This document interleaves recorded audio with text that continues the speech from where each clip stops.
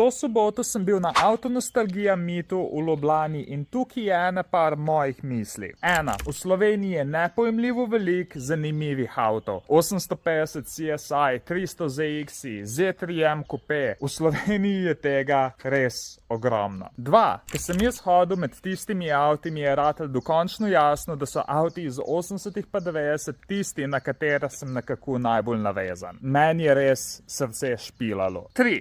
Ne rabiš imeti muzejsko ohranjenega avta. Tukaj sem videl, da je bilo res ogromno poudarka na tem, da je bil avto originalno ohranjen. Lej, sej ne rečem, da ni zanimivo pa spoštovanja vredno, ampak konec koncev je vsak avto na tem srečanju preživel več kot četrt stoletja. In meni se zdi, da je že samo po sebi tu veliko vredno, pa če ima originalne tepihe ali pa ne. 4. Tudi obični avti teh let so ful zanimivi, ker so v zadnjih 10 letih praktično vsi malo slabšo hranjeni izginili iz slovenskih cest. Pa še 5, jaz imam za naslednji let cilj, da na to srečanje pridem z svojim avtom in ne mislim s Fiesto, bomo videli.